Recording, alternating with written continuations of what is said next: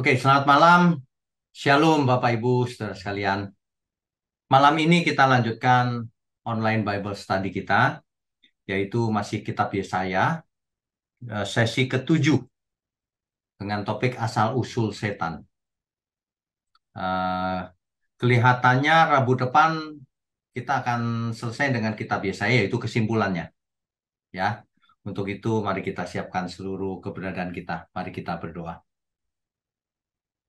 Bapa kami yang di surga, kembali kami mengucap syukur kalau setiap saat kami mendapat perlindungan Tuhan, pemeliharaan Tuhan. Malam ini, mohon urapi mulut hambamu ini untuk menyampaikan kebenaran.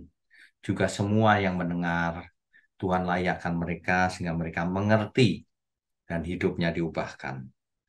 Terima kasih Tuhan, hanya dalam nama Tuhan Yesus kami berdoa. Amin. Oke, Bapak Ibu sekalian, sesi ketujuh kitab Yesaya, asal-usul setan. Ya, Bapak Ibu, saudara sekalian, jika kita membaca kitab Yesaya pasal 14, maka sebenarnya kitab Yesaya pasal 14 ini kan berisi ejekan terhadap Raja Babel ya. Jadi kalau dibaca secara harafiah, ini pasal ini adalah ejekan terhadap Raja Babel yang kemungkinan besar adalah Nebukadnezar waktu itu. Coba kita cek dulu ya. Yesaya pasal 14 ayat 4. Kitab Yesaya pasal 14 ayatnya yang keempat. Maka engkau akan memperdengarkan ejekan ini tentang Raja Babel. Jadi yang dibicarakan ini memang Raja Babel. Dan berkata, wah sudah berakhir si penindas. Sudah berakhir orang lalim. Dan seterusnya kalau kita baca ya. Intinya adalah, ini adalah ejekan tentang Raja Babel. Itu sebabnya banyak orang ngotot bahwa ini bukan tentang setan. Ini Raja Babel. Dan itu benar. Sebab Alkitab ayat 4 mengatakan bahwa itu adalah tentang Raja Babel. Semua ini. Ya, oke, kita lanjutkan dulu. Ya, Bapak Ibu sekalian, dalam ilmu hermeneutik, hermeneutik itu adalah ilmu tentang menafsir. Bagaimana kita membaca suatu teks, lalu kita mengerti apa yang dimaksud oleh teks itu. Jadi sebenarnya ketika kita membaca buku, surat kabar, website, itu kita sedang menafsir, menginterpretasikan apa maksudnya, gitu ya. Nah, ada tafsiran yang secara harafiah. Jadi kalau kita baca teks Alkitab, itu makna harafiahnya harus ada. Jadi kita bisa mengerti, misalnya ular di Eden itu yang bicara dengan Hawa itu ular benar atau tidak?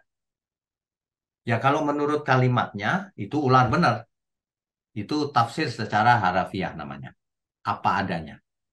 Ya. Tetapi jangan salah, di tulisan apa adanya itu, di balik itu ada makna yang tersirat, yaitu makna figuratifnya, lambangnya, arti maknanya yang lebih dalam.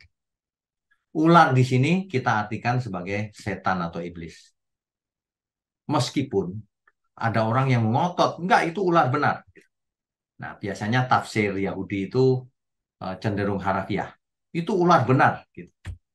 Ya, eh, begitu ya. Jadi ada yang harafiah, ada yang figuratif atau tersirat.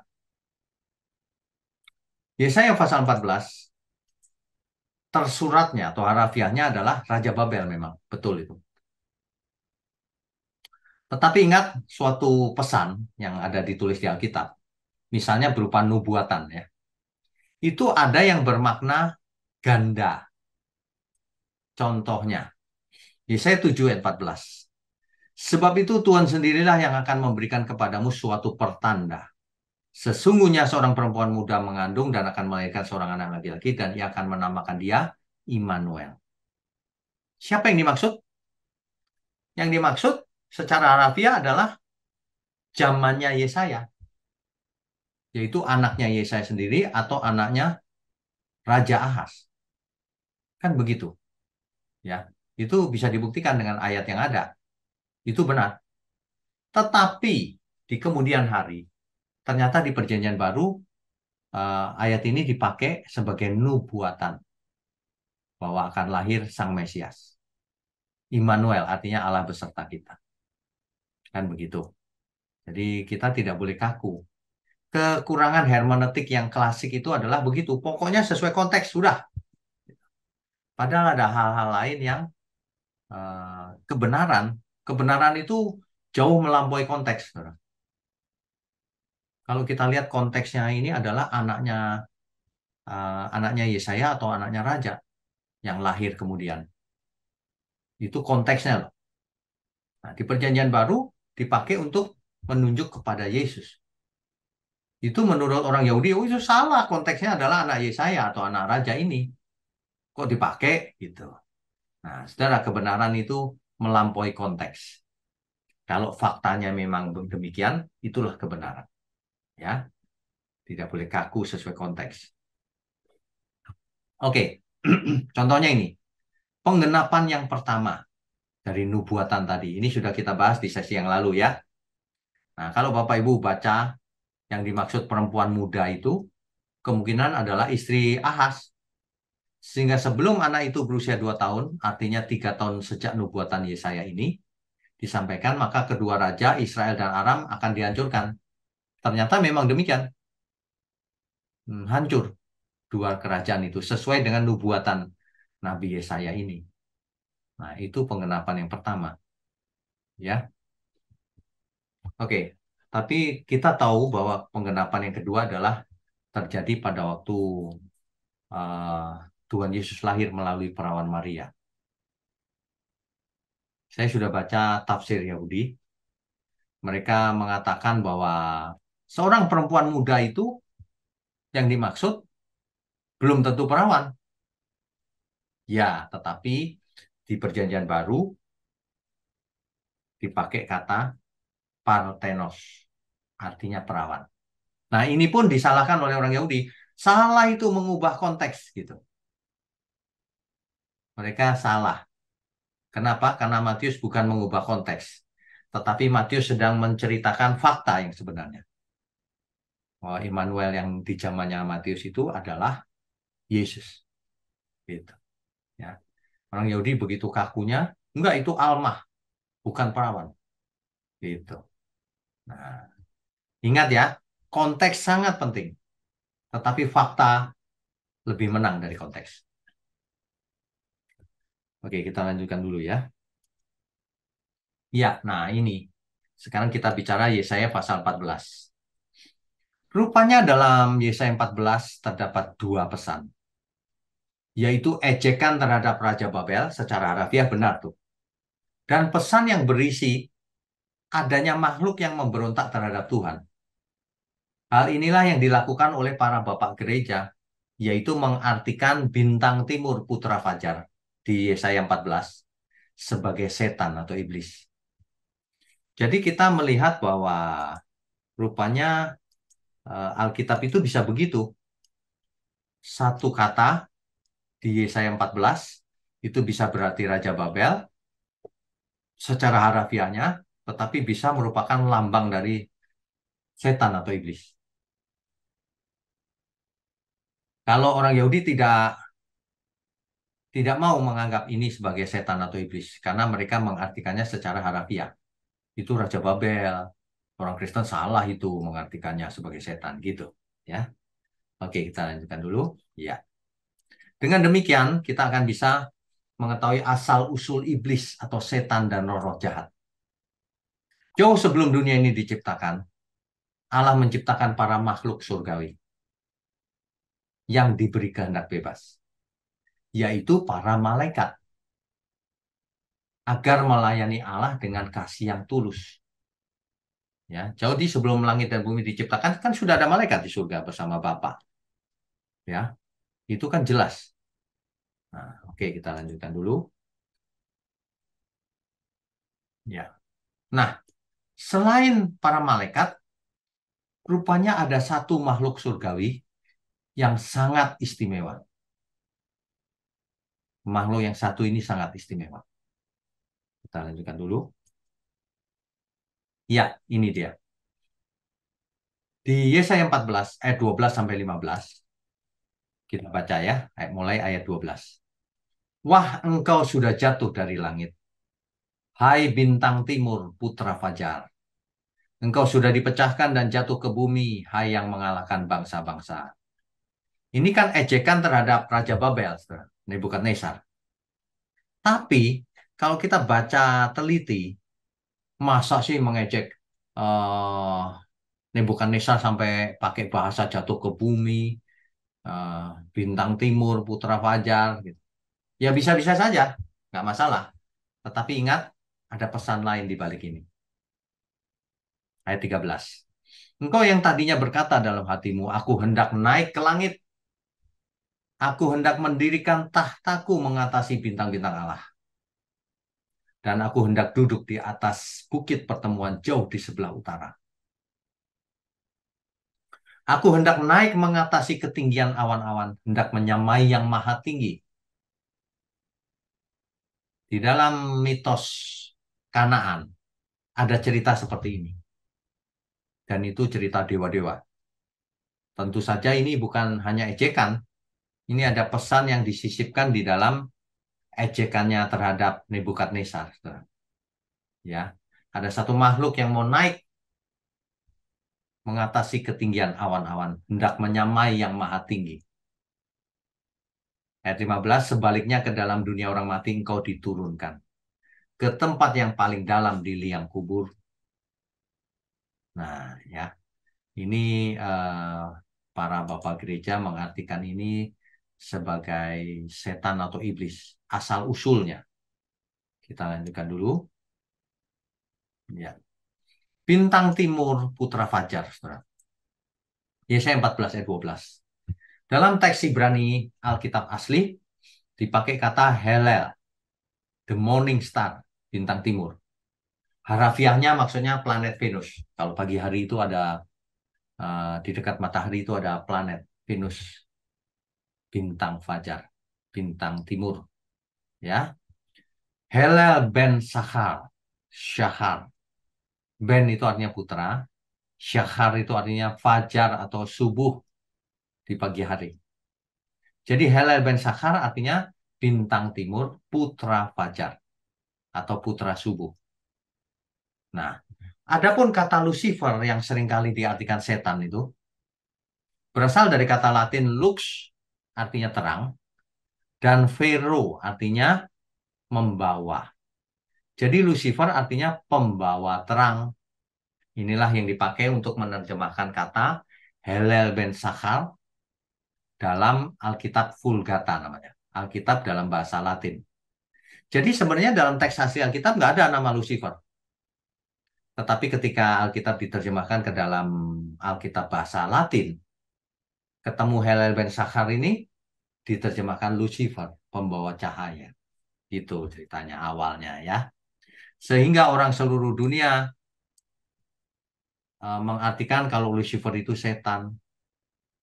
Padahal Lucifer nggak cocok dipakai setan. Karena ini pembawa terang artinya. Kalau setan itu pembawa kegelapan.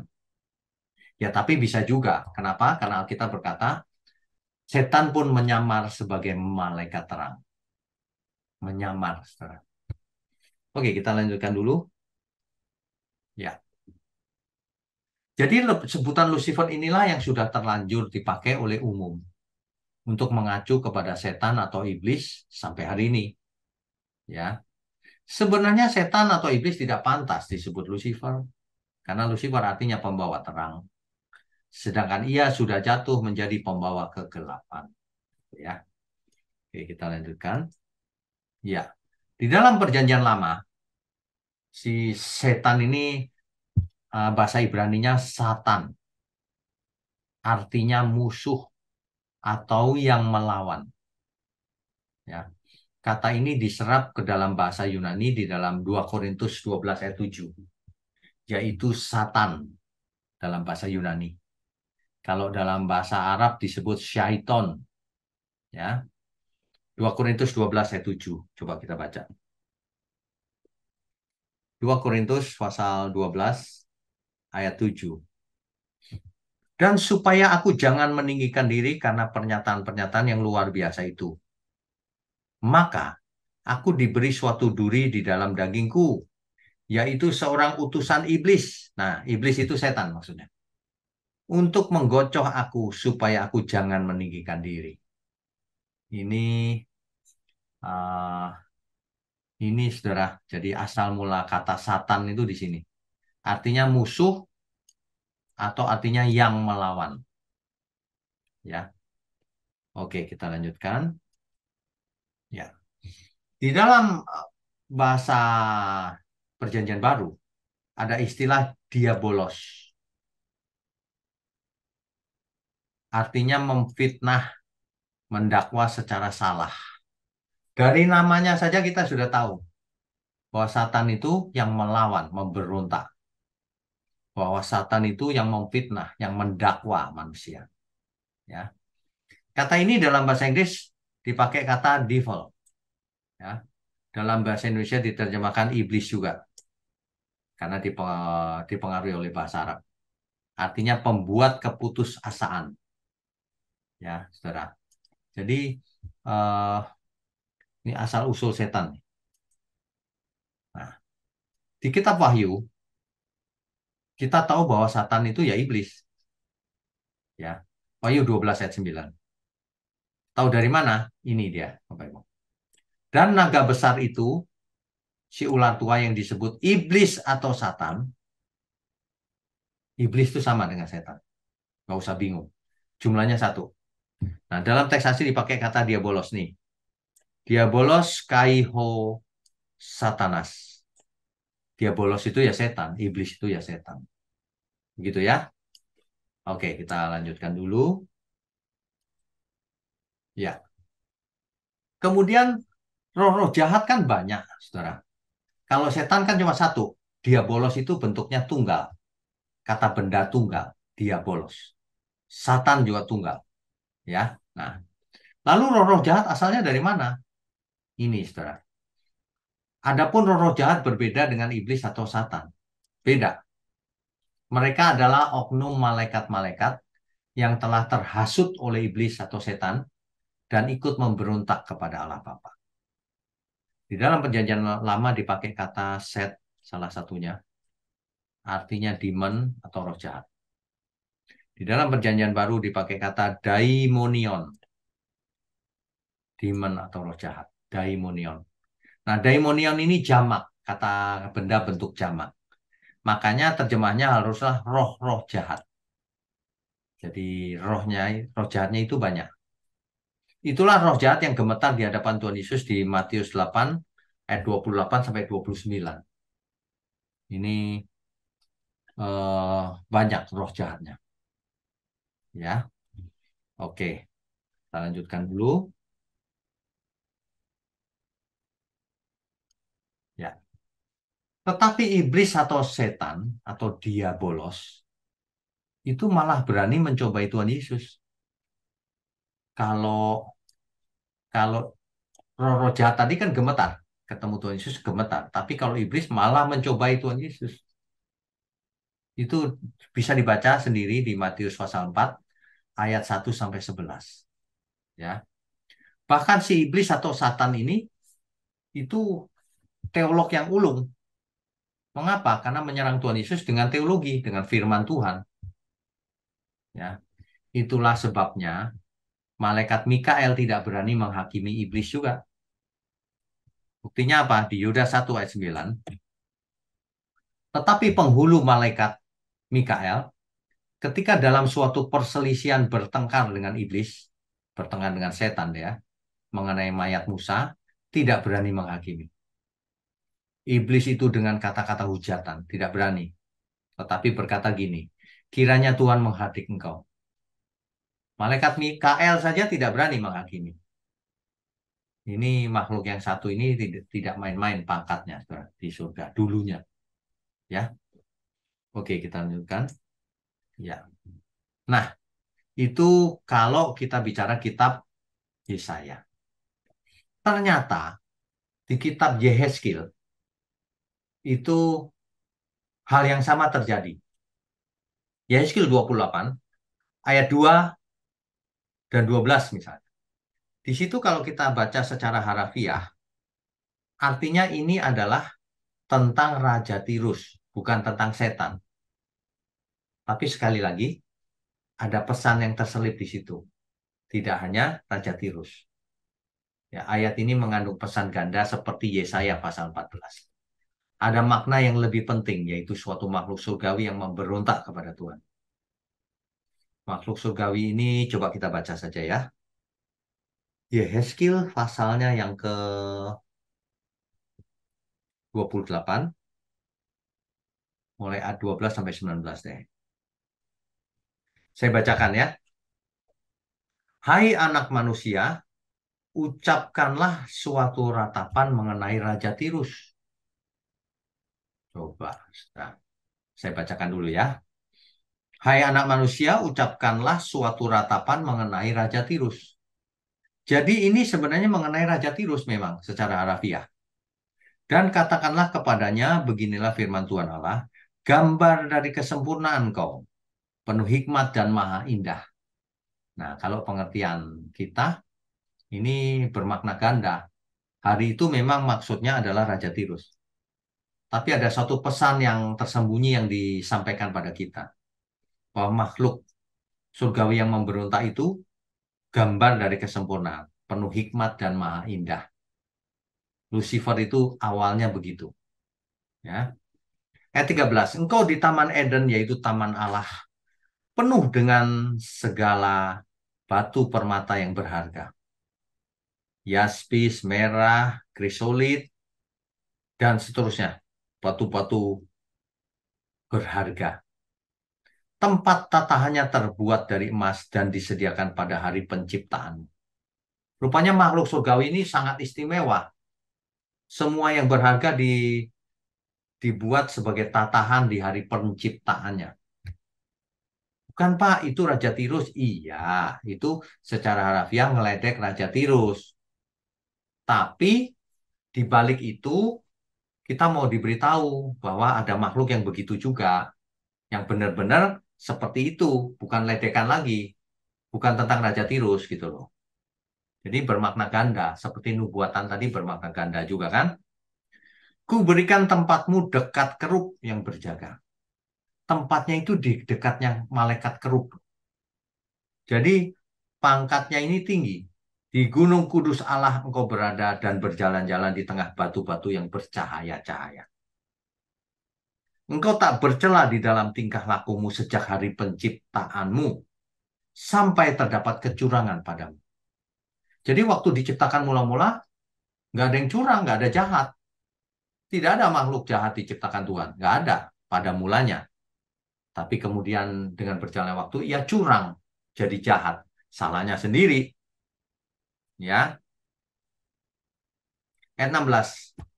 Dengan dagangmu yang besar engkau penuh dengan kekerasan dan engkau berbuat dosa. Maka aku buangkan engkau dari gunung Allah dan kerub yang berjaga membinasakan engkau dari tengah batu-batu yang bercahaya.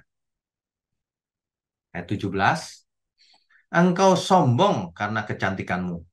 Hikmatmu kau musnahkan demi semarakmu. Ke bumi kau kelempar.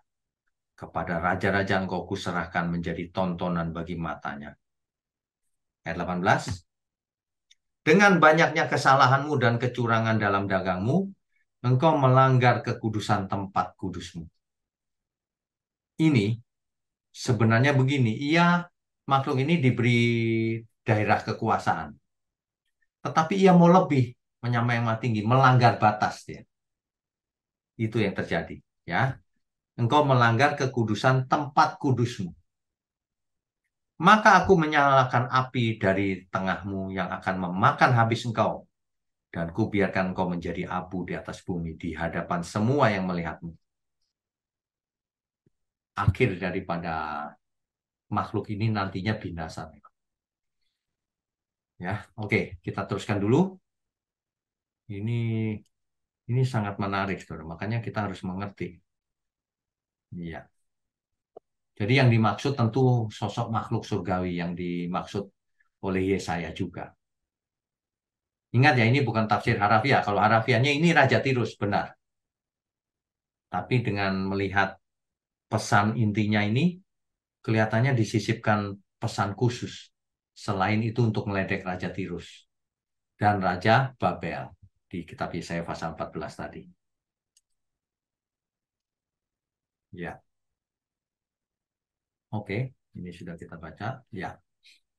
Jadi, saudara, asal-usul daripada iblis dan roh-roh jahat itu bisa dilihat di sini. Yeskil 28 ayat 15 tadi. Lucifer tak bercela pada mula diciptakan. Sampai didapati kecurangan padanya. Kecurangan itu kejahatan, ketidakadilan, pemberontakan, menentang. Gitu. Upaya menyamai Tuhan itu disebut curang atau kejahatan. Sebab ia diciptakan untuk melayani Tuhan.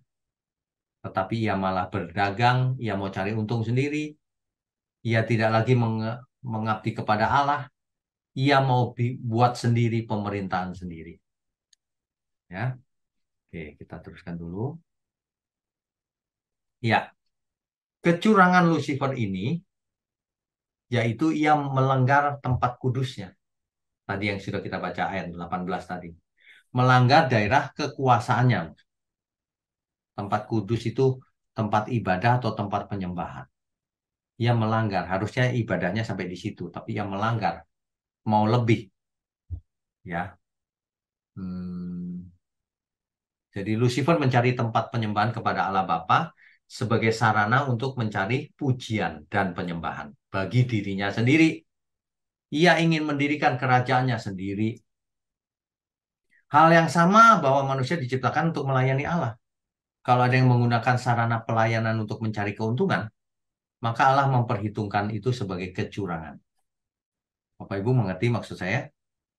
Kalau ada gembala di bumi yang menggunakan posisinya untuk mencari untung, berdagang, ngumpulin duit, ngakalin jemaat, itu sama dengan Lucifer ini.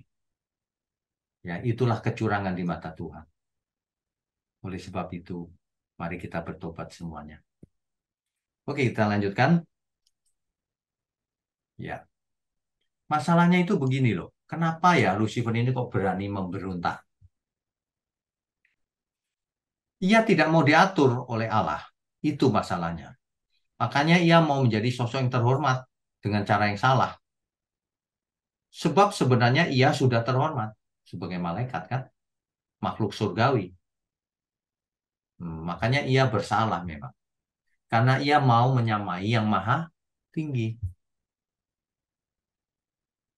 Itu bisa dibaca itu. Yang tadi, mau menyamai yang maha tinggi. Allah berkata tegas bahwa ia sombong. Yeskil 28 ayat 17 tuh. Meninggikan diri, memuja diri sendiri. Itulah yang dilakukan oleh Lucifer. Jadi ketika makhluk ciptaan itu melanggar batas-batas yang ditentukan baginya, ia dipandang sombong oleh Tuhan. Jadi kalau di bumi kita dipakai Tuhan sebagai gembala, sebagai aktivis, sebagai pelayan Tuhan, sebagai jemaat, kalau melanggar batas-batasnya, itu sombong di mata Tuhan. Itu sama dengan setan.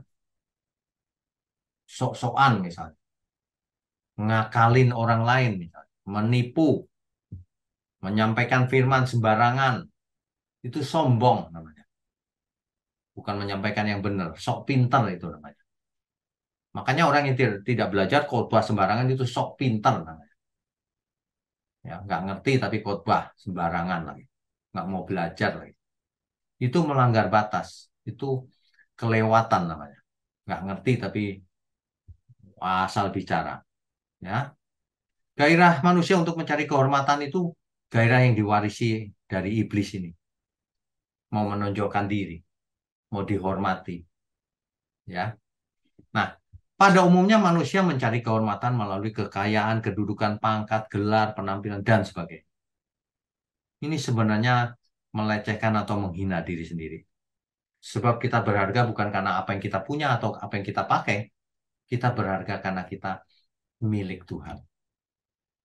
Jangan menjadi seperti setan, saudara. Ya, oke. Ya, kalau ada yang masih ngotot juga. Enggak Pak, Yesaya 14 dan Yeskil 28 itu tentang Raja Babel dan Raja Tirus. Baiklah, abaikan saja itu.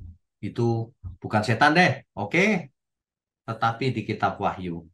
Wahyu 12 ayat 9. Kalau ini sudah pasti. Kenapa? Karena secara eksplisit disampaikan oleh Alkitab. Dan naga besar itu, si ular tua yang disebut iblis atau satan,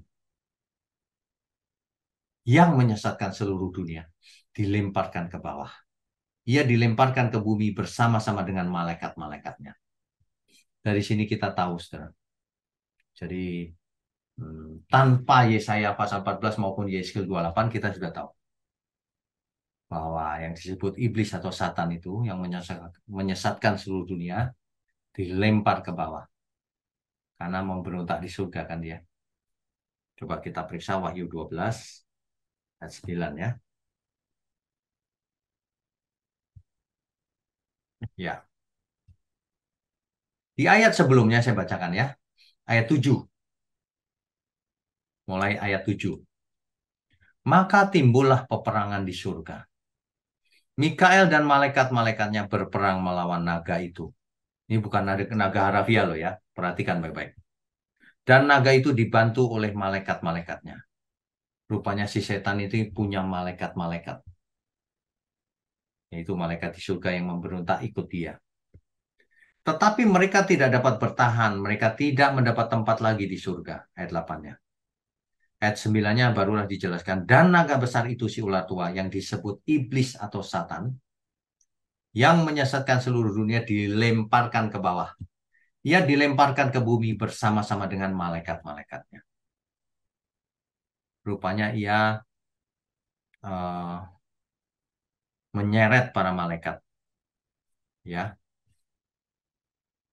jumlah para malaikat yang diseret olehnya itu ada di Wahyu 12 ayat 4. Saya bacakan ya. Dan ekornya menyeret sepertiga dari bintang-bintang di langit. Bintang-bintang di langit ini pasti yang dimaksud malaikat. Ekor naga itu menyeret sepertiga malaikat dan melemparkannya ke atas bumi. Ini artinya makhluk surgawi ini yang sering disebut Lucifer ini berhasil mempengaruhi sepertiga malaikat di surga untuk ikut dia. Lalu perang di surga, kalah dibuang ke bumi. Begitu ceritanya, ya. Kita lanjutkan dulu. Ya. Nah, ini sejalan dengan kata Tuhan Yesus di Lukas 10 ayat 18. Lalu kata Yesus kepada mereka, aku melihat iblis, iblis itu satan ya sama ya, jatuh seperti kilat dari langit. Ya. Jadi kalau tanpa Yesaya 14 dan Yeskil 28 saja, itu sudah cukup juga. Tuhan Yesus yang berkata, iblis jatuh dari langit. Di kitab Wahyu dikatakan naga tua, naga si ular tua itu bersama para malaikatnya dibuang ke bumi. Pasti memberontak. Nah, kebenaran ini tidak bisa dihalang-halangi, saudara. Ya, jadi ini penjelasannya. Bentar ya. Ya. Jadi iblis atau satan itu atau dia bolos yang sebelah kiri ini, saudara. Itu jumlahnya cuma satu. Iblis ini cuma satu. Tetapi roh-roh jahat itu sepertiga malaikat tadi.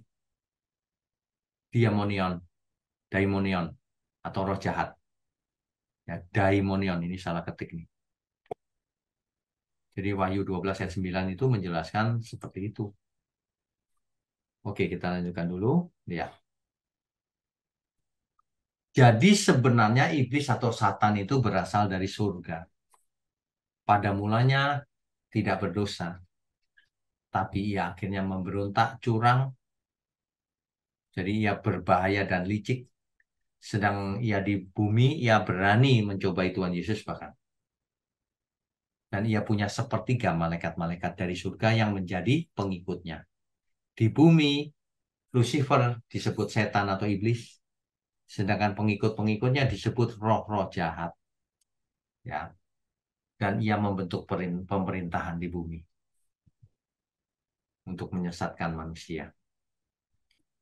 Oke, terus ya, Lucifer dan para malaikatnya sampai di bumi, saudara. Iblis atau setan dan roh-roh jahat ada di bumi. Rabu depan kita akan selesaikan kitab Yesaya dengan kesimpulan. Ya, oke. Nah, pengertian ini banyak orang tidak setuju. Ya tadi itu kitab Yesaya pasal 14 dan Yesaya pasal 28, mereka berkata itu tentang Raja Babel dan Raja Tirus. Ya, seandainya nggak pakai ayat itu pun, setan tetap sama ceritanya. Menurut kitab Wahyu dan menurut apa kata Tuhan Yesus, kan dibuang dari langit ke bumi untuk akhirnya dimusnahkan. Ya, kenapa dibuang? Pasti pemberontakan, tidak perlu ditulis. Nah, itulah sebabnya kalau kita baca kitab Yesaya pasal 14 dan Yehezkiel pasal 28, meskipun itu tentang Raja Babel dan Raja Tirus, tapi kita tahu ini ada pesan tersembunyi rupanya. Gitu. Ya, jadi kalau ada orang yang nggak setuju ya nggak apa-apa, anggap aja itu memang bukan setan, tapi ada Wahyu, ada Lukas, ada yang lain-lain lagi. Dan ceritanya sama, tidak bertentangan. Ya, ada lagi pengertian lain. Ada orang yang berpikir bahwa setan itu begini, saudara. Tuhan menciptakan malaikat yang baik dan setan. Jadi dari awal sudah diciptakan setan menurut beberapa orang. Kenapa? Untuk mencobai pelayan-pelayan Tuhan. Jadi seolah-olah seperti film gitu. Diciptakan makhluk antagonis untuk mencobai. Ya, tugasnya itu. Jadi setan itu melayani Tuhan. Katanya begitu kata orang itu. Berguna bagi Tuhan. Bukannya jahat, memang sengaja mencobai gitu katanya. Nah itu tidak cocok dengan Alkitab kita. Pengertian itu pengertian Yahudi, sebagian Yahudi. Kan mereka tidak menganggap perjanjian baru sebagai kitab suci, makanya nggak cocok buat kita. Kita punya perjanjian baru di kitab Wahyu, dijelaskan naga si ular tua itu dengan para malaikatnya dibuang ke bumi. Jadi nggak cocok kalau itu setan itu ternyata pelayan Tuhan. Memang sengaja Tuhan ciptakan untuk melayani maksud Tuhan, mencobai manusia, menguji lah gitu. Bukan. Setan itu tadinya tidak bercacat celah, makhluk surgawi, tapi memberontak. Sehingga dikutuk Tuhan, dibuang ke bumi menjadi setan. Gitu. Ya, saya harap ini meskipun cepat, jelas ya. Nanti Bapak Ibu bisa putar ulang-ulang, didengarkan lagi, dicatat, dibaca lagi ayatnya. Karena hari ini kan malam ini bahannya padat, jadi saya buru-buru cepat sekali bacanya. Nanti dibaca diulang pelan-pelan setelah di YouTube ya. Nah, sekarang bisa kita lanjutkan dengan diskusi dan tanya jawab. Kalau ada yang mau bertanya boleh, saya persilahkan. Sebentar ya, saya buka dulu. Oke, baik. Bu Mariana, silakan. Ya Pak, makasih Pak. Pak, Ya, tadi yang penjelasan tentang malaikat Mikael pun tidak berani menghakimi itu gimana Pak? Saya kurang nangkep. Kenapa Pak? Alasannya apa Pak? alasannya mayat Musa itu diperebutkan, Bu, antara Hmm. Mikael dan iblis ini. Hmm. Mikael nggak berani tuh menghakimi si iblis, gitu loh. Mestinya kan Mikael tinggal tunjuk aja. Nggak berani Mikael, tidak berani menghakimi. Cuma berani mengatakan kiranya Allah yang menghakimi kamu. Oh, apa karena memperebutkan mayat Musa itu kah? Atau Ya, karena memang ada posisi yang satu posisinya lebih tinggi atau gimana gitu Pak? enggak, ini memperebutkan mayat Musa. Hmm. Oke, Pak, pertanyaan kedua ya Pak. Ya, Ini ingin minta pendapat Pak Winyo aja. ya, Kalau menurut Pak Winyo tentang barongsai ini Pak, kan ada ya, naganya itu ya Pak. ya. Ada sebagian hamba Tuhan mengatakan itu tidak boleh buat orang Kristen. Kalau menurut Bapak sendiri gimana Pak? Oke, baik. Simbol-simbol itu sebenarnya tidak ada papanya, Bu. Ini di ruangan saya ada patung naga ini. Saya dikasih oleh Pak Sidik. Mana Pak Sidik? Itu saya pasang. Kalau orang yang nggak ngerti, oh jangan itu setan gitu. Waduh, patung itu kosong, tidak ada papanya.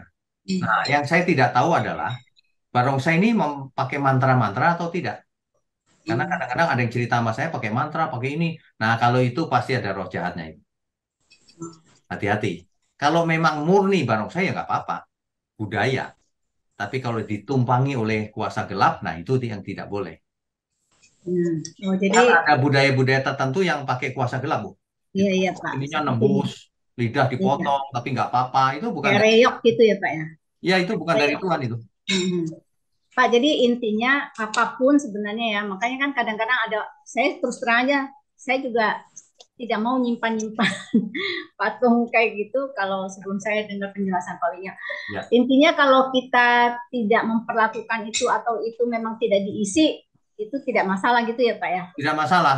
Sekarang gini, Bu. Apa bedanya patung dengan boneka Hmm. dengan bangunan-bangunan ini? Kan cuma beda bentuk. Oh ya, Yang buat siapa? Manusia kan? ya. Gak ada apa-apanya, Bu. Cuman Ya. memang okultisme seringkali pakai simbol-simbol itu. Hmm. Ular, apa gitu kan? Hmm. Itu kalau dipakai. Makanya Alkitab berkata gini, Bu. Jangan kau membuat patung yang berbentuk apapun. Hmm. Yang di atas bumi, yang di bawah bumi, yang di air. Dan berbakti kepadanya. Hmm. Kalau nggak berbakti ya nggak apa-apa. Oh, kesenian kan banyak patung. Hmm. Iya iya Kata iya. nggak, Bu?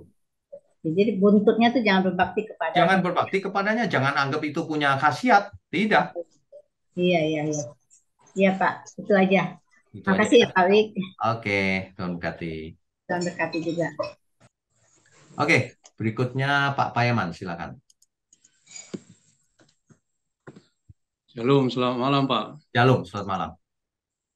Eh, Tadi Bapak katakan bahwa setan itu satu, Ya, sementara roh-roh jahat banyak, jamak.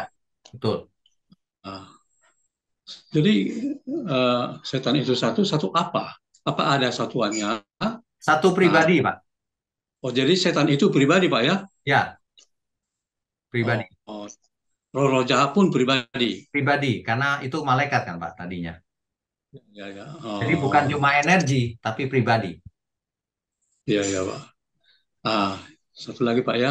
Ya, Kalau tadi kata Lucifer ada di Alkitab bahasa Latin, ya, artinya pembawa terang. ya, Dari dari sini bisa kita memikirkan bahwa Lucifer ini ada periode bahwa dia memang benar-benar terang. ya, betul. Sebelum jatuh dalam Kemudian, dosa. ya, sebelum diusirkan gitu, Pak. Betul. Jadi dalam hal ini, kalau misalnya sampai sekarang itu, apakah masih ada? Kan kalau masih ada, sebenarnya tidak lagi harus dipertahankan karena memang dia sudah masa pembawa terang itu sudah lewat. Jadi saya tidak tahu apakah dalam sampai sekarang bahasa Latin start Lucifer, karena di luar bahasa Latin Alkitab tak ada kata Lucifer. Makasih Pak. Oke. Hari ini Vulgata masih pakai kata Lucifer, kan itu di Perjanjian Lama, Pak. Yesaya. Diterjemahkan Oh, ke dalam bahasa Latin, kan? Nah, ya yang Pak. jadi masalah adalah seluruh dunia pakai kata Lucifer itu, pokoknya Lucifer itu setan gitu. Padahal itu cerita bintang timur. Nah, saya difitnah di YouTube bahwa saya mengajarkan bahwa Yesus itu bintang timur, artinya Yesus itu setan katanya. Saya difitnah seperti itu, Pak. Padahal di kitab Wahyu 22 ayat 16, saya bacakan ya. Aku, Yesus, telah mengutus malaikatku untuk memberi kesaksian tentang semuanya ini kepadamu bagi jemaat-jemaat. Aku adalah Tunas, yaitu keturunan Daud, bintang timur yang gilang gemilang. Tuhan Yesus loh yang bicara. Akulah bintang timur yang gilang gemilang. Kalau bintang timur yang itu bukan. Akulah yang benar bintang timur itu. Nah, itu kalau diterjemahkan dalam bahasa Latin kan, akulah Lucifer. Iya Pak. Iya kan? Nah, Iya Pak. orang memfitnah saya. Orang pikir, ini mengajarkan pendeta ini. Yesus itu setan loh. Bukan kok setan. Yesus itu pembawa cahaya, pembawa terang. Iya. Nah, ini loh, orang-orang tuh sering begitu. Udah jahat, nggak pinter Saya lagi. bisa bertanya, Ya, sudah nggak Iya Pak. pinter, jahat lagi. saya jadi minta tanya. Ini suara siapa ini? Tadi saya salah pencet. Ini suara siapa ini? Tolong, tolong Pak, jangan bersuara dulu Pak. Ya, ya. Jadi begitu Pak Maiman. Mengerti maksud saya ya? Jadi kalau Yesus berkata begitu, maka sebenarnya akulah Lucifer yang benar, bukan yang itu setan. Gitu loh. Lucifer tuh bukan setan, cuman semua orang sudah salah kaprah, dia pikir Lucifer tuh setan. Lucifer tuh artinya bintang timur. Itu aja sebenarnya. Makanya orang Katolik kan berdoa, oh Lucifer gitu kan. Itu difitnah juga sama orang Kristen yang abal-abal yang nggak ngerti apa-apa itu. Wah, katanya orang Katolik menyembah Lucifer. Lucifer di situ maksudnya Yesus, bukan setan, Yesus, Tuhan. Nah, ini seringkali istilah ini tidak dimengerti, sudah nggak ngerti tapi nyerang, memfitnah lagi di YouTube ada tuh. Kalau saya tuntut dia masuk penjara itu semua orang itu. Tapi saya biarin aja lah. Biarkan orang bodoh memperlihatkan kebodohannya gitu aja. Kata Amsal. Begitu, Pak. Ya. Ada lagi, Pak? Cukup ya. Oke, Tuhan berkati. Berikutnya Andi Show. Silakan, Pak Andi.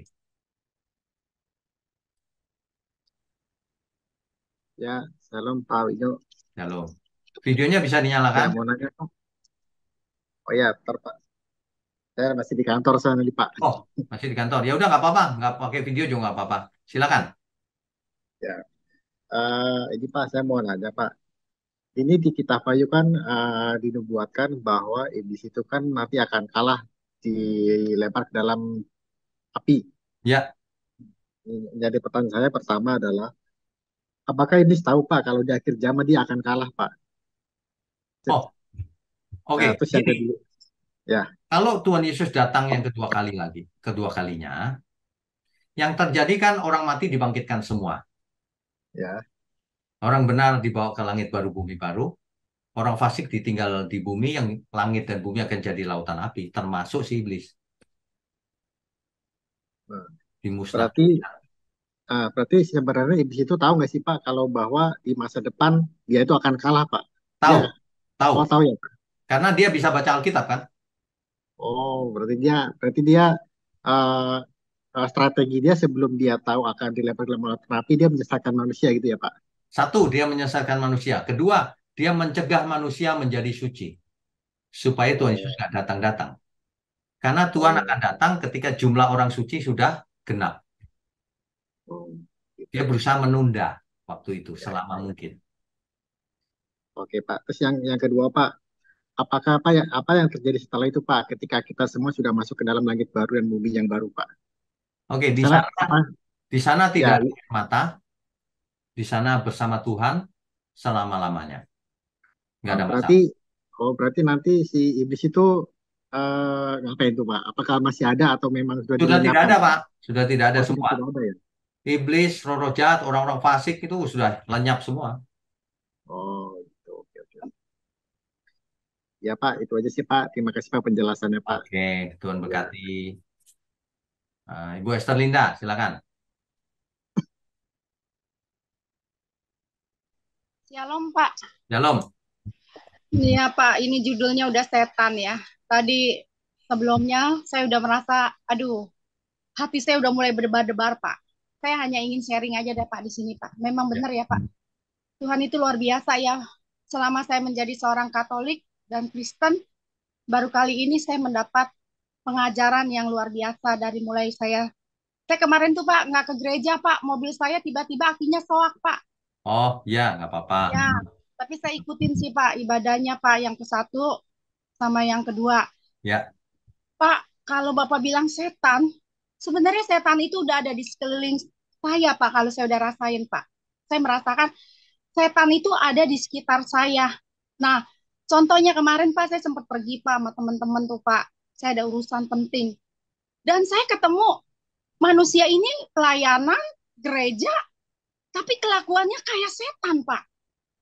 Aduh Pak, saya sampai sampai terhenyung, hati saya kayak mau nangis gitu loh. Saya kayak nggak betah di dunia ini Pak. Jujur, saya sampai bilang loh Tuhan, kalau saya udah layak angkat saya. Saya nggak mau lama-lama di dunia ini. Kenapa? Saya ketemu manusia yang aneh gitu loh. Dia merasa diri dia tuh nggak bersalah. Bahkan dia mempertontonkan diri dia yang melihat saya itu kelakuannya saya anggap udah saya sampai bilang gini loh Pak di mobil tuh.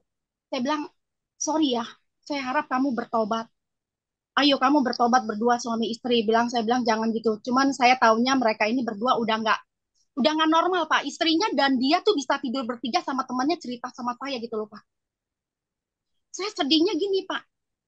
Saya sedihnya kenapa orang itu pelayanan tapi mendengar firman dia tahu dia ini kok Pak bisa nggak takut Tuhan ya Pak? Sedangkan saya rasa takut itu begitu kuat Pak. Mau ngomong aja saya merasa kayak menghakimin. Jadi saya berharap ya Pak Wikio umur panjang banget gitu loh ya. Sampai banyak orang bertobat gitu ya. Ya, amin. Sama firman Bapak gitu loh Pak. Amin. Benar Pak teman-teman biar tahu di sini Pak. Jadi setan itu sebenarnya Pak ada di sekitar kita.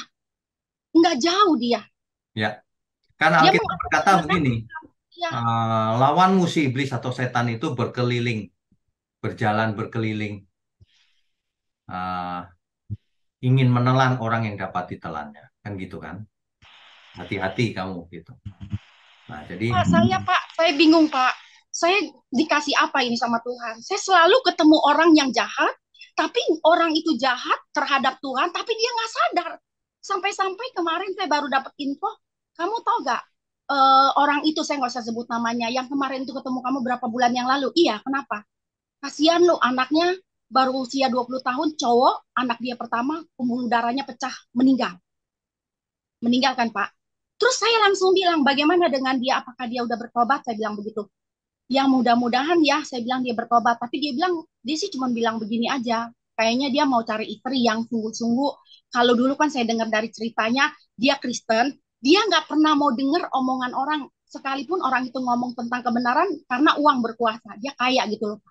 Nah, saya diperhadapkan orang kayak begitu, Pak. Dalam hati saya begini, saya udah dipesenin, kalau kamu ketemu sama teman saya ini jangan ngomong firman ya. Esther, saya minta tolong kamu jangan ngomong firman. Oke, saya bilang. Tapi saya pelajarin, Pak. Bener loh, Pak. Cuman dalam hati saya mau ngebatin. Tuhan, kasihani dia, ampunin dia. Nah, barulah, Pak, malam malam saya dengar anaknya meninggal karena pembuluh darahnya pecah, usianya 20 tahun. Dan di situ saya bilang, Tuhan, begitunya ya Tuhan ya. Saya sampai ditahan sama orang dunia, nggak boleh ngomongin untuk dia bertobat, sampai akhirnya anaknya diambil. Itu yang membuat saya suka sakit nyesek gitu loh Pak. ya, Saya sampai dimusuhin Pak. Hari ini khotbah Bapak saya kirimin Pak. Saya dimusuhin sama teman-teman saya yang di grup itu. Sampai dia bilang, Selin, tolong ya Esther, jangan kirim lagi katanya. Kita punya masing-masing pengajaran yang begini. Saya sampai kali ini Pak, saya ngelawan sama dia, saya bilang ini, sorry Ci, saya tidak akan nurutin kata-kata Ci. Kenapa? Saya lebih baik saya taat sama Tuhan daripada sama manusia. Dari sekian di grup kita itu banyak orang yang hadir, saya bilang di situ banyak juga yang mau menerima renungan yang saya kirimin, saya bilang. Tapi kan kita ajarannya beda lah. Kenapa kita musingin ajaran? Lihat dong, saya bilang firman Tuhan. Jangan kita pakai golongan dari ini, golongan dari itu. Yang penting kan keselamatan, saya bilang. Saya sampai ngomong begitu Pak. Saya sampai ya, dibencin Pak. ya. Tuh. Gini aja Bu, gini aja. Ya udah kalau memang nggak mau dengar ya abaikan saja. Tapi orang yang mau dengar biar dengar gitu aja. Udah nggak usah ribut. Tapi Percuma. saya tantangin Pak. Saya bilang begini, ya udah kalau kamu nggak suka, kamu blokir aja saya. Tapi ingat ya Ci, saya bilang. Saya melakukan ini karena firman Tuhan berkata apa, siapa yang meremehkan firman, dia akan celaka. Saya bilang begitu. Saya hanya patokannya saya mengasihi mereka. Karena saya tahu banyak di luar sana yang belum tahu kebenaran. Saya nggak cari muka. Saya cuma hanya menabur. Tolonglah jangan persulit saya. Kita sama-sama mencari keselamatan, bukan mencari nama. Udah, saya ngomong gitu aja. Ya, ya gitu aja. Udah nggak usah ribut. Kirimin aja tetap ya. Saya kirimin tetap, Pak. Oke, Oke, semangat makasih. ya. Ya, Yuk, Pak. Thank non you, Pak. kati. Ya. Pak. Ya, Pak. Sehat selalu ya, Pak ya. Ya. Berikutnya Ibu Kristina, Kristina Ani, silakan. Sorry Pak, berikutnya Pak Kris Pak. Tadi Pak kepencet saya Pak. Pak Krisnya kemana? Kepencet saya. Pak Kris. Oh iya, Iya sebentar Pak. saya baru mau ganti daster sebelumnya tak pikir.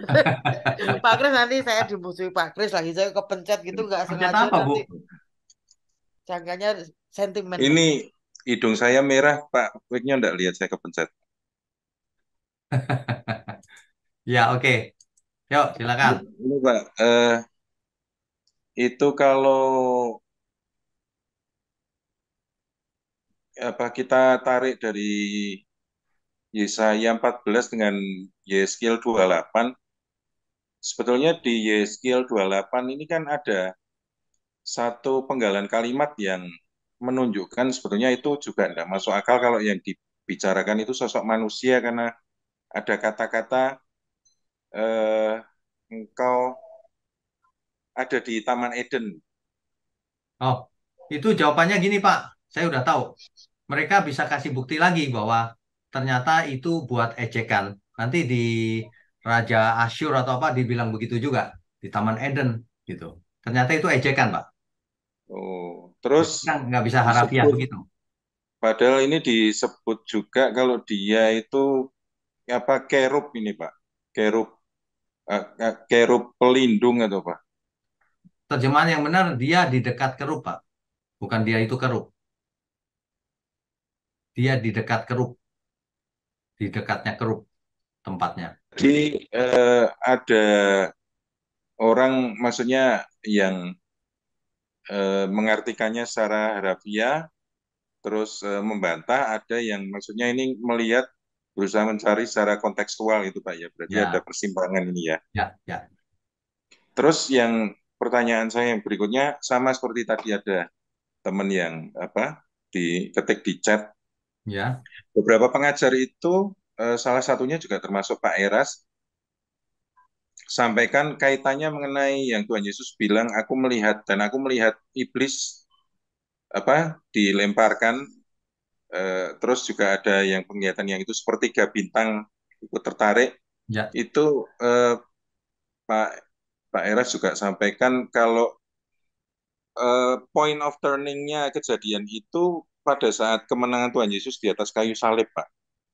Maksudnya terus dikaitkan orang memperluas apa pengertiannya dengan iblis sudah dilarang lagi masuk ke surga seperti waktu anak-anak Allah berkumpul waktu di kitab Ayub itu poin perubahannya di saat kemenangan Tuhan Yesus di atas kayu salib sehingga eh, orang juga ada yang mengartikan jadi ini saya tidak bicara Pak Eras yang bicara tapi maksudnya kadang-kadang ada pengertian orang yang overlapping mirip-mirip bahwa sejak Tuhan Yesus menang di atas kayu salib, tatanan baru, tahta di atas surga, itu ada kayak sistem pemerintahan yang baru, dan di dalam sistem itu iblis dilarang masuk di dalam kerajaan surga. Cuma saya nyari apa ayat yang meneguhkan untuk ini belum ketemu. oke, oke, baik. Jadi gini, ketika Lihat Tuhan baru. Yesus mati di kayu salib, maka tidak ada lagi cerita iblis mampir di surga, nggak ada lagi, Pak. Jadi kalau ditanya ayatnya mana, nggak ada, Ya, memang nggak pernah mampir, sudah dilarang. ya, ya, Nah, sedangkan zamannya Ayub masih bisa ke surga, kan? betul. Nah, tapi kalau iblis jatuh ke bumi, itu bukan, menurut saya bukan waktu Yesus disalib. Kenapa? Karena ketika Adam baru dicipta, sudah ada iblis di situ. Sudah di bumi artinya. Ya, Namanya juga sudah iblis, Pak. ya, ya, Artinya apa? Sudah terhukum dia. Dan dia sudah ya, jahat. Dia sudah jahat. Dia ya, menjerumuskan Adam dan Hawa, kan? ya, Nah, jadi itu yang saya sebut fakta itu lebih kuat daripada semua tafsir. Fakta. ya, Faktanya begitu. ya. Berarti seperti di Yesaya 14 dan di Yesel 28 itu juga dikatakan itu sudah iblis sudah jatuh ke bumi plus sepertiga malaikat, Pak. Berarti. Ya, ya. Nah, Ya. di Kitab Wahyu kan juga begitu ceritanya, Pak. Cuman yang saya tekankan tadi, seandainya ada orang yang ngotot, enggak itu Yesaya dan Yeskil bukan tentang setan, ya sudah, nggak usah pakai itu, pakai Kitab Wahyu tetap sama ceritanya, gitu Ya, saya. ya, ya, Pak. Oke. Hmm. Soalnya kadang-kadang timelinenya kayak overlapping dan Kalau penjelasannya kadang-kadang campur-campur gitu, ya Pak. ya, nggak kalau lagi bingung gitu Pak, lihat faktanya aja. Ya. Di awal sekali Adam sudah berhadapan dengan iblis. Iblis sudah jahat. Hmm. Itu aja. Ya. Iya, Pak. Oke, Pak. Oke. Terima kasih, Pak. Ya, Wabarakatuh. berkati. Berikutnya Pak Konstanara, silakan. Shalom Pak Wiknyo. Halo. Terima kasih Pak untuk pengajaran malam hari ini. Saya coba dari setiap pelajaran-pelajaran yang saya terima dari Pak Wiknyo semacam ini memang kita perlu melihat konteks, tapi fakta juga kita harus melihat begitu Pak Wiknyo. Kebetulan hari 2 minggu lalu saya berkhotbah di ibadah pemuda di gereja saya Pak. Ya, saya membawa salah satu penekanan bahwa perjuangan kita itu bukan melawan darah dan daging, tapi melawan iblis yang dikatakan Ya. oleh Petrus itu Pak. Ya. Di mana iblis itu yang saya pahami dan saya diteguhkan malam hari ini Pak. Kejadian 1 ayat 28, saya percaya itu bahwa Adam dan Hawa juga bukan hanya mengurusi bumi, menakluki bumi, tetapi termasuk yang ada di dalamnya yaitu iblisnya itu Pak. Sudah pasti. Nah, kan yang bertanya sama saya, Om, pemuda ini yang bertanya, Ya. kenapa Om bilang iblis sudah ada, padahal manusia jatuh dalam dosa di pasal ketiga Kejadian. Nah, lalu saya menjelaskan bahwa kita membaca Alkitab jangan membuat suatu urutan begitu, walaupun seakan-akan ada cerita yang berurut-urut begitu. Nah, kembali ke Wahyu 12 ayat 9 tadi, ternyata sudah dilemparkan ke bumi. Kata bumi dengan Firdaus memiliki makna yang berbeda ya Pak. Firdaus ada di bumi. Ya, maksudnya ketika di Kejadian 1 ayat 28, Allah berfirman kepada manusia untuk menguasai bumi Ya. dan menaklukkannya. Ya. Yang saya pahami termasuk iblis, jadi harus ditaklukkan. Betul. Kalau di Taman Eden Allah berfirman merawat Taman Eden, kan itu bahasanya. Dimana juga di sana termasuk ada iblisnya. Ya. Maka kesimpulan atau implikasi yang saya dapat bahwa kita berjuang, kita berperang bukan melawan siapa-siapa, melawan iblis. Ya. Di mana iblis itu ternyata di pikiran Pak. Ya. Bukan yang kejang-kejang yang kita lihat, walaupun ada begitu. Yang Tetapi yang kejang-kejang lebih itu berat, kemungkinan besar roh jahat, roh-roh jahat. yang daimonia tadi ya Pak. Ya, dia daimonian ya. Daimonia ya. Tetapi yang paling berat adalah yang di dalam pikiran Pak. Betul. Nah, kenapa sampai terjadi ada perpecahan, ada saling menyesat-mesatkan? Ternyata itu yang iblis di dalam pikiran itu belum ditaklukkan Pak. Betul. Maka di kitab mana kayak mengatakan bahwa mestinya kita harus mengambil seluruh perlengkapan senjata Allah. Betul. Yaitu kebenaran. Di sana ada ketopong, berarti kan firman yang harus mengubah paradigma kata. Ya, betul. Betul. Ya. Jadi saya menekankan bahwa sebenarnya kita kalau kita mau kayak Ibu siapa tadi yang cerita, saya lebih pilih diam kalau ada orang yang tidak mau menerima. Ya. Karena akhirnya juga kita tergerus stamina kita, spirit kita mau jalan lurus, ada yang kasih bengkok. Keselamatan itu kan pribadi sekali ya Pak. Ya. Memang kita harus memperhatikan, tetapi kalau tidak dengar, darah Tuhan Yesus pun yang mengalir kalau mereka tidak terima. Ya, Kita betul. juga tidak bisa paksa ya Pak. Betul. Begitu. Betul. Betul. Jadi yang saya dapat kesimpulan malam hari ini, selain daripada saya mengerti bahwa asal usul iblisnya itu sudah ada sebelum manusia ada di bumi, iblisnya sudah ada di bumi. Ya. Maka di Kejadian 1 ayat 28, taklukkanlah itu termasuk yang ada di dalamnya. Betul. Pengertian saya Pak. Ya, benar. Oke, terima kasih Ya. Pak Wigno. Oke. Tuhan berkati. Tuhan berkati. Ya, ini ada yang tanya ke saya lewat chat. Berarti kedatangan Tuhan Yesus masih lama ya? Enggak, sudah dekat sekali, Bu. Cuma kita tidak tahu eh, kapannya tepatnya, tapi sudah tidak lama lagi. Ya, oke. Berikutnya Ibu Kristina, silakan Bu. Salam Pak. Halo. Baik, makasih Pak. Saya cuma nambahkan tanya aja, Pak.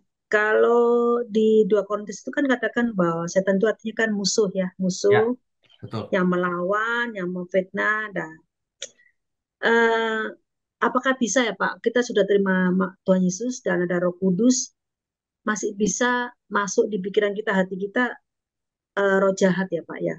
Sekarang kadang-kadang orang kalau apa ya memfitnah atau apa itu karena pengaruh ke karakter ya Pak ya, Oke, roh baik. jahatnya itu. Baik. Jadi sebenarnya yang mau dirusak itu memang karakter manusia, Bu. Karakter ya Pak ya. Karakter lewat cara berpikir yang salah. Ya. Lah untuk kita makanya Tuhan kata makanya kalau di firman Tuhan kan kita harus bagaimana hidup yang kudus, suci Ya, dan percaya itu kan Pak ya. ya. Nah, bagaimana caranya ya Pak? Yang paling parah tadi Bapak tadi siapa itu Pak tadi yang bilang memang benar sih kita harus melawan itu yang di pikiran kita tuh yang paling susah Pak. Ya, Di pikiran kita. Nah, itu cara melawannya gimana ya Pak? oke. Selain dari ketopong apa itu Pak? Ya, oke, baik. Jadi gini, sebenarnya bagaimana kita bisa menjaga pikiran dan hati kita itu kudus. Kudus itu artinya bersih. Iya. Ya, kita jangan nonton yang nggak benar, jangan mendengar yang nggak benar, jangan melayani nafsu kita, kedagingan kita, matikan kedagingan kita, terus belajar terus. Sebab banyak orang kalau disenggol dikit, emosinya muncul, lupa dia bahwa dia harus Iya. kudus. Nah, itu yang mesti dimatikan. Hmm. Ada caranya ya, nanti kendalikan. Alkitab berkata, tetapi kamu harus berkuasa atasnya. Berkuasa atas natur dosa kita ini. Makanya Tuhan Yesus berkata, jika seseorang tidak melepaskan diri dari segala miliknya, tak dapat jadi muridku. Masih Ya. memiliki, nggak bisa, aku memang begini. Nah, yang gitu-gitu nggak bisa bertobat. Tuh. Ya, ya betul. Gitu, Bu. Latihan. Perlu latihan. Tapi satu lagi Pak, berarti kalau tapi itu banyak sekali Pak, saya perhatikan dengan orang-orang kudus ya, dan orang-orang Kristen ya Pak, punya kata seperti itu loh Pak, banyak banget ya punya kata seperti itu. Berarti masih ada roh jahatnya yang paling punya ya kayaknya ya Pak ya. Ya. Banyak loh Pak, nggak maaf ya. Hamba Tuhan masih banyak itunya Pak, sombong apa itu ya, masih ada. Kan Kristen KTP-nya Bu, pikiran dan hatinya belum tentu seperti Kristus, ya kan? Nah, jabatan hamba Tuhan kan jabatannya pendeta. Hidupnya benar apa enggak? Nah, yang penting faktanya aja. Bukan apa yang kelihatan di mata manusia, yang di mata Tuhan bagaimana kita hidup. Itu, Bu. Ya. Satu lagi ya, Pak. Boleh. Pak, Allah kan sudah membuang seperti tadi timbuang ke bumi ya, Pak ya. Ya. Karena saya berpikiran kenapa harus ke bumi ya, Pak? Apakah nggak ada yang lain maksudnya gitu? Karena sudah tahu manusia itu dari awal sudah jatuh dosa kan Pak, Adam Hawa itu loh. Jadi Allah kan tahu dong kelemahan penciptanya kan Pak. Maksudnya gitu loh, Pak. Gimana ya Pak? Itu dibuang ke bumi sengaja Bu, sekalian untuk menguji manusia. Pengujian berarti. Ya. Penampian manusia sekaligus ditampi. Jadi anak Allah apa enggak gitu. Itu memang sengaja dibuangnya ke bumi. Ya. Oke Pak. Satu lagi Pak. Ya. Kalau untuk yang ini saya pernah dengar gini. Kalau bisa di rumah aja mengenai patung ya Pak, tadi Bapak Ibu siapa tadi ya, nah ada yang bilang lebih baik ya di rumah itu apapun tuh jangan ada patung atau apapun, karena kondisi orang itu rohaninya kan kadang-kadang tidak peta Pak. Pada waktu kita down rohani kita mengalami down atau kekecewaan apa, kalau suatu hari lihat misalnya ada gambarnya ular aja, itu akan mempengaruhi otak kita gitu loh Pak, pikiran kita. Apa benar begitu ya Pak ya? Tergantung orangnya Bu. Kalau orangnya gitu suka ya, main okultisme, terus imannya lemah, ya sebaiknya nggak usah ada patung, ada gambar ular. Tapi kalau saya mau ada gambar ular, mau ada gambar apa, saya nggak pengaruh sama sekali Bu. Tergantung orangnya. Kalau hadiah Karena Pak, apa? kan kita Karena gambar atau patung itu tidak ada papanya, Bu. Kecuali manusianya memang menyembah dia, berhubungan dengan setan, ya setan bisa masuk ke dalam benda-benda itu. tapi pernah kejadian loh Pak, orang dikasih hadiah, patung itu kan nggak tahu loh Pak itu diisi atau tidak kan tidak tahu. Pada waktu dia mengalami down, nah, kesurupan itu Pak. Nah ditanya ini dari mana cara? Nah, seorang bantuan bilang, oh ini berarti ada dia di sini. Nah, akhirnya patungnya suruh musnahkan gitu. Ya. Apa bisa Pak seperti itu ya Pak ya? Ya kalau orang imannya lemah ya bisa, Bu. Oh bisa ya Pak. Bisa kalau Oh, orangnya lemah imannya. oh gitu ya Pak. Oke. Kalau orang yang imannya kuat, disantet aja nggak bisa, Bu. Kan begitu. Iya. Ya, Terima oke. kasih Pak Wik. Terima Ya, kasih. terima kasih. Terima kasih. Berikutnya Pak Mulyono, silakan Pak. Malam, Pak Selamat Wiknya. malam. Pak, ini saya mendengar dari beberapa penjelasan tadi, saya ingin tahu mengenai kronologisnya. Ini benar nggak ya, Pak ya? Jadi, setan tuh waktu jatuh, terus kan dilempar ke bumi. Berarti bumi itu sudah ada dan Adam dan Hawa sudah ada, Pak. Ya, betul. Benar nggak? Betul ya? Soal Adam dan Hawa ada apa enggak itu nomor 2. Yang jelas dilempar ke bumi, buminya ada. Kalau bumi nggak ada, dilempar ke bumi kemana? Berarti Tuhan menciptakan langit dan bumi yang baru itu sebelum setan jatuh gitu ya, Pak ya? Loh, sebentar, langit dan bumi yang baru ini nanti, Pak. Enggak. Langit dan bumi yang diciptakan tuh kan iblis kan ditaruh di bumi. Berarti buminya Oh, ya. udah ada kan? Ya, Sebelum setelah Adam dan baru Hawa ke ada bumi. gitu ya. Ya, Oh. Terus kalau iblis jatuh itu memang nggak langsung dibinasakan, berarti Tuhan punya tujuan khusus ya nanti buat manusia ya, Pak. betul. Punya rencana gitu ya. Ya, betul. Oke. Sekaligus untuk menguji manusia kan. Ya. Terus satu Dimusnahkannya pertanyaan. kapan? Nanti kedatangan Tuhan Yesus yang kedua. Oke, terus sekarang dia tinggal di mana, Pak? Loh, setan itu kan roh, Pak, adanya. Iya. Roh itu nggak bisa ditanya tinggal di mana. Roh kok ditanya di mana? Di mana itu Bukan di untuk fisik. bukan di Hades atau apa, Pak? Bukan. Oh, bukan.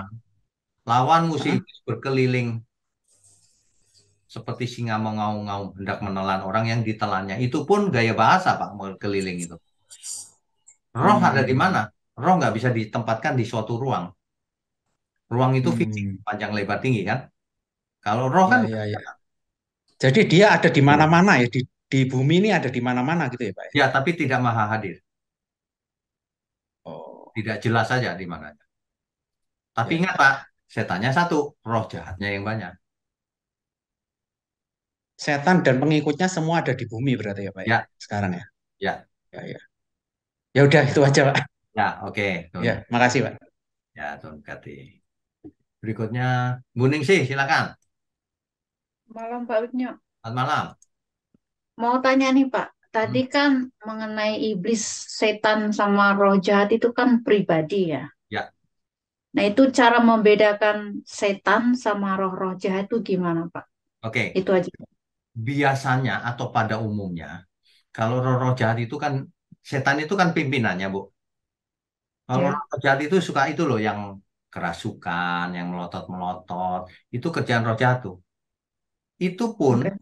Itu pun ada strukturnya kan. Paling tertingginya si Lucifer, di bawahnya ada jenderal-jenderalnya, di bawahnya ada, nah ada semacam begitunya. Sehingga yang paling bawah mainnya yang begitu begitu yang melotot, yang apa. Nah, setan yang tingkat tinggi mainnya di pikiran. Dia produksi ajaran, produksi cara berpikir yang salah, produksi ini itu supaya orang jadi jahat atau meleset gitu, atau tidak percaya Tuhan Yesus. Oke. Ya. Oke, itu aja Pak. Makasih Pak. Ya. Oke. Tuhan Yesus memberkati. Pak Oto, silakan Pak. Waktunya mepet, silakan langsung pertanyaan Pak. Selamat malam Pak. Malam. Tuhan Yesus berkati. Kalau mengenai Bu Linda Esther itu, kalau menurut saya yang seperti terjadi pada saya, di grup saya terbuang dan saya hanya memasukkannya di status. Kalau di status itu lebih banyak yang mendapatkannya. Nanti mereka bisa buka, walaupun bukan orang yang satu iman dengan kita, maka mereka bisa diterangi dengan status kita. Nah, seperti Statusnya di mana, Pak? dimasukkan di status WhatsApp. Oh, oke, baik. Ya, Itu sangat amat bagus. ya. Kalau saya dapatkan sekarang, yang Kristen itu hanya 5%, yang 95 atau 85% itu yang non-Kristen. Oh, malah begitu ya.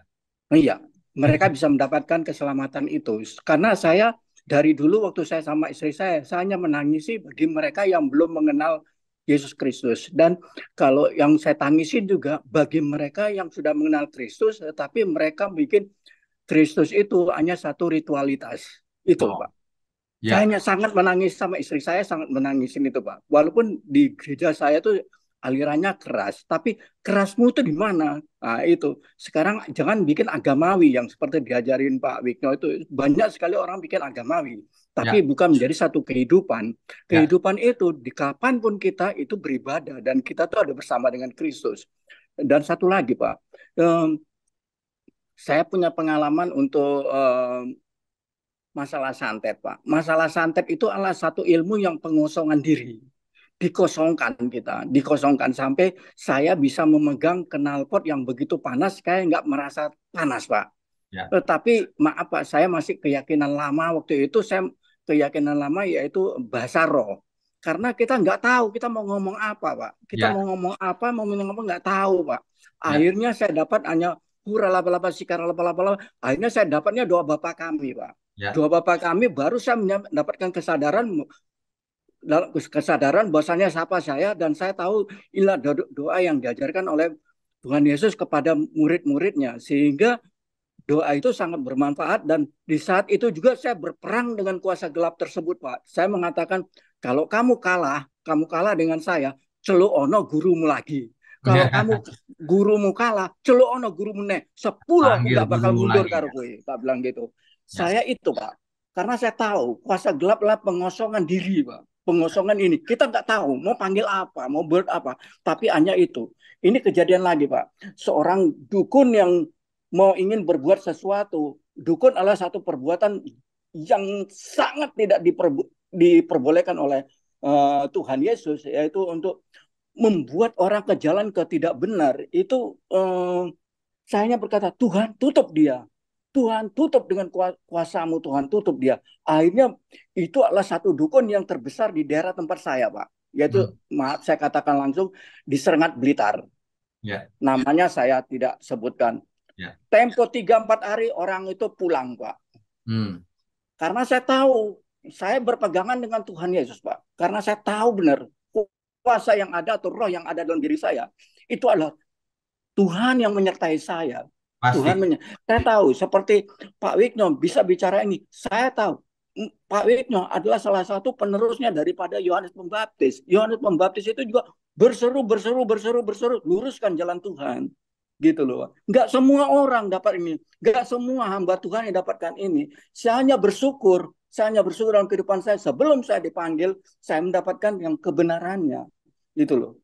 Saya juga dari pengikutnya teologi kemakmuran. Saya di Singapura juga sampai mengangkat ini, Pak. Itu hamba Tuhan bule itu mengangkat dompet saya kosongkan, Pak.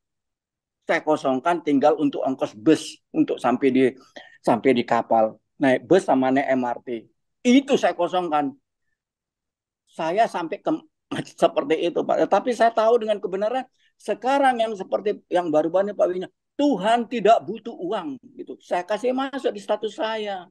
Jadi ini adalah satu penginjilan yang terhebat yang tidak bukan hanya untuk satu aliran, tetapi non aliran. Ya. Itu bisa ditanggapin. Terima kasih Pak Wigno. Terima kasih. Tuhan. Saya berterima kasih dengan ini menguatkan kita semua. Masukan dari Pak Wigno. Ya, terima kasih Pak Oto. Berkati. Terima kasih. Berkati. Ya, Ibu Evi, silakan Bu. Selamat malam Pak Wigno. Selamat malam. Silakan. Aku mau tanya, apakah itu Azazel yang ada di Imamat pasal 16? Baik. Apakah itu setan, Pak? Baik, itu sebenarnya sudah kita bahas Bu di seri online Bible Study yang kitab Imamat itu ya. Tapi saya jawab sekarang aja. Azazel itu artinya kambing, Bu. Jadi Oh, sebenarnya itu adalah kambing. Kambing yang untuk seorang imam melakukan ritual, satu kambingnya untuk disembelih, darahnya dipercikan ke ruang Maha Kudus di tabut perjanjian. Nah, satu lagi ditumpangi tangan, lalu didoakan bahwa dosa-dosa orang Israel ada pada domba ini atau kambing ini, lalu ditendang keluar, dia lari ke padang gurun. Nah, itu namanya Azazel tuh. oh, terima kasih Pak. Itu aja Pak. Itu Itu aja biar ya. gosip. Cuman memang Ya, banyak makasih orang banyak. berpikir itu setan gitu, bukan? Ya, oke, Tuhan berkati. Oh ya, makasih Pak. Tuhan berkati. Berikutnya terakhir, Pak Sucipto Martiono, silakan. Halo Mbak Winyo, Shalom, selamat malam. Iya, malam. Silakan Pak Pak. mau tanya ini, Lucifer iblis jatuh dalam dosa ketika memberontak kepada Allah. Itu apakah sesudah penciptaan manusia atau sebelumnya, Pak? Yang pertama itu, Pak. Oke, jauh sebelumnya. Jauh sebelumnya, Pak, Itu ya. terjadi di surga itu, jauh sebelumnya. Oh, jauh sebelum penciptaan manusia, Pak, ya. Ya, betul. Nah, Terus yang kedua, ada beberapa teori penciptaan, tapi tetap ya. saja iblis itu jatuh sebelum ada manusia. Oh iya, ya. Iya, Pak. Terus yang kedua, Pak, iblis kan pengikutnya roh-roh jahat, Pak. Ya. Nah, pada waktu sebelum penciptaan manusia kan jatuh, dia pemberontak. Terus roh-roh jahat ini waktu iblis ditaruh di Taman Eden bersama-sama dengan Adam dan Hawa, itu roh-roh jahat apakah ada di sana atau di mana, Pak? Ada, Pak. Ada di bumi pokoknya. Ada di bumi, bukan di Eden, Pak. Tidak dicatat, tapi mungkin saja di Eden juga ada. Nah, tapi yang Roh-roh dicatat jahat itu, Alkitab Pak, ya. adalah yang paling pentingnya ketika dialog dengan Hawa dengan si iblis atau setan kepalanya ini. Oke. Sehingga manusia jatuh dalam dosa itu yang dicatat gitu. Oh iya, iya, Pak. Kemungkinan ada di Eden itu, Pak, ya. Kemungkinan ada. Iya, ya. Itu aja, Pak. Terima Itu aja. kasih, Pak. Oke. Tuhan berkati, Pak. Ya, Tuhan berkati. Senang sekali malam ini, seru banget ya, banyak pertanyaan. Baik, tidak berasa sudah selesai waktunya. Kita berdoa yuk. Mari kita berdoa.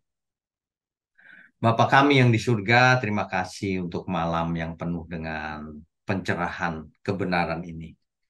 Biarlah melalui online Bible Study ini, Tuhan pakai untuk membuat banyak jiwa mengerti kebenaran. Sehingga banyak jiwa diselamatkan. Berkati program ini, ya Tuhan. Juga berkati semua kami, agar kami sehat, umur panjang, dan kami bisa belajar menyempurnakan diri berkenan bagi Tuhan. Hamba juga berdoa untuk tangan-tangan yang mendukung pekerjaanmu ini.